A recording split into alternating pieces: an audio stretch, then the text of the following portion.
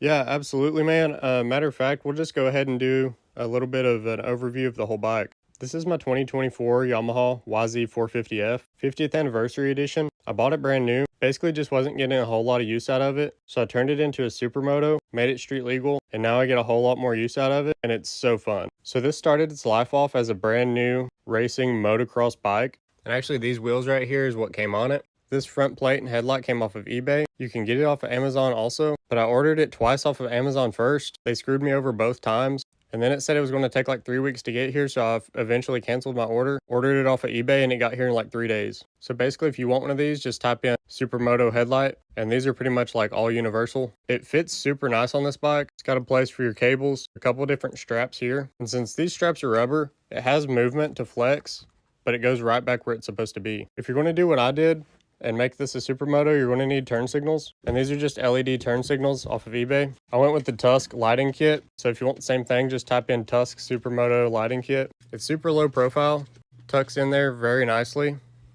Like you can hardly even tell that it's there. If it's on the ground, you can't even see it, but then when you need it, you can see it. Turn signals for the rear. Then you just run your cables through that hole right there and bring them in under the seat. Follow your instructions and it's actually super easy to wire up. I do like these turn signals a lot. And I've also got this Yamaha V-Star that I'll be doing some cool stuff to. But back to the bike. There's the daytime running taillight. It comes with an extra kill switch too. I have one singular mirror mounted on here, and this seems to do the trick for my needs. Here's how that mirror mounts. Something else I did differently is I mounted my brake sensor up here. Now, technically, I guess you're supposed to mount it on the rear, but I use the front a lot more than I use the rear brake. That's just me personally. You do it however you want to do it, but I put mine on the front. Of course, when I do apply my front in curves, I'm gently applying the rear as well. But if I'm just regular riding, I'm just using the front. I went with some Fast Flex bars. These things are awesome. They prevent arm pump, but one of the biggest reasons that I use these bars is because it gives you more real estate here. And as you can notice, I've converted this bike to a thumb throttle. So I needed every bit of space that I could get out of that so that this thumb throttle would sit correctly. And these bars did exactly that. I've got my kill switch and my map selection right here. It took a lot of finagling to get everything to fit right. Plus my fingers are like super long, so I had to scoot this over as far as humanly possible. And really, I could scoot it over more for it to be more comfortable, but I just ran out of room. I went with the Endurance 2 speedometer because, of course, if you're riding this thing on the street, it has to be legal, so you have to have a speedometer, and it's always good to know how fast you're going. And it's just got a wheel speed sensor here, which is just a little magnet. And then this is the monitor. Hook it up to your battery. Boom, you're done. Check your calibration on it. And here's how I've got it mounted. It just mounts to that bottom bar on the Fast Flex bars. I've got my breather just kind of zip tied in place because it kept moving, but it stays real nice right there. Something else super important is the wheel setup. So the OEM dirt bike wheels are 19 in the rear, 21 in the front with a 49 tooth sprocket. Not gonna lie, I do like this gearing better, but if you're gonna ride this on the highway at all ever, you have to change the gearing. So this is a 44 tooth right here, super heavy duty made. Also, it looks super nice. With this gearing on the hot map that comes with it from the factory, it'll top out right at 110 miles an hour. Now with this gearing here, you're gonna have a lot more low end torque and it's very noticeably different. Great for wheelies. Don't get me wrong, still great for wheelies. It still will stand up third, fourth gear, and fifth gear if you pop the clutch. But I could power wheelie fifth gear with this setup here. I might still could if I really tried, but you know, whatever. So when you change to a smaller sprocket, you're gonna have to take a couple links out of that chain. So this is the OEM chain. Took a couple links out of it. All I did was grind that off, pop off a couple links, and then use the master link to put it back together. Now for the wheel setup, probably the part you've been waiting for this whole time. The rear is a 150/70/17. Up front, we've got a 110/70/17. Now these wheels are much wider than your OEM dirt bike wheels.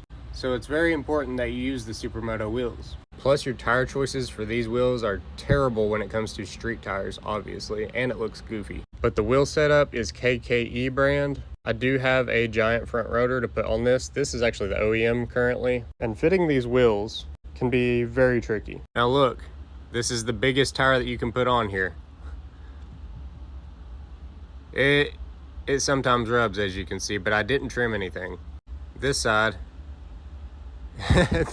it's very close also, as you can tell. It cut out a little groove, but I've actually never even heard it make sound or seen it hit it. Now, could you put something to just suck that in, like a zip tie? Yeah, easily.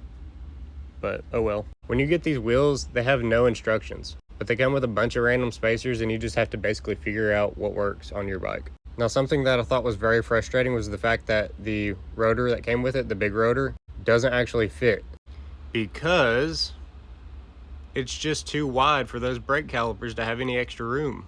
Here's the big one that comes with it. Doesn't it look so sick though? So I took this to have it milled down, and basically no one wants to mill this down. So my only option, suggested by any of these companies, was that I have to have the brake pads milled down, which means that I'll have to replace the brake pads a lot more often. So whatever, I guess. Now, something else that came with that kit was this rotor here and a spare sprocket, assuming it's identical to the one I have. It's 44 tooth as well. I guess it's a replacement rear, but the rear fit. The rear fit. On the rear, it is very annoying to figure out what spacers you have to run on here.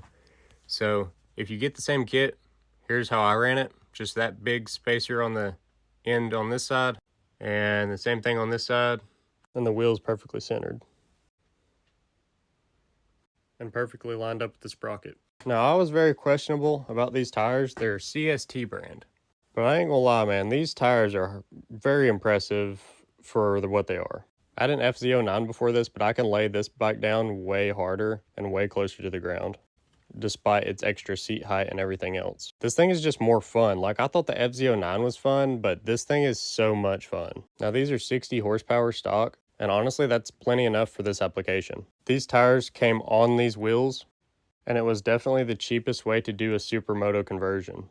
I think all in all, I'm about $1,600 in on the Supermoto conversion. Now, if you didn't pay cash for your bike, I don't know how easy it would be to get it transferred so that you can ride it on the road and tagged and stuff. But I just took my title to the clerk's office and registered it, tagged it, everything just like normal. I definitely have no regrets at all because, I mean, you can't buy this. You have to build this, and it is so fun. So approximately about $16,000 if you count tax, tags, everything, literally everything. For those who want like a precision breakdown, just let me know. I can do that and give you an exact number. It may be a little less, it may be a little more, but in my opinion, well worth it. If anybody has any questions at all, please leave me a comment. Something else that I highly recommend is this stand right here. This thing can go all the way up to 36 inches tall, and it goes down really low too, so you don't have to strain so hard to pick up your bike to put it on the stand. I do still need to get a kickstand if anybody has any recommendations. The bike is lowered 1 inch and then it has the smaller wheel set, so I may just have to make one custom. I do also highly recommend this gas can right here. I put my 93 in that, and then it's got like the old school metal nozzle, and you just know that these things are going to last forever and you don't have to worry about spilling it all over the place. So thanks for watching. Sorry the video was longer than expected. We'll see you in the next one.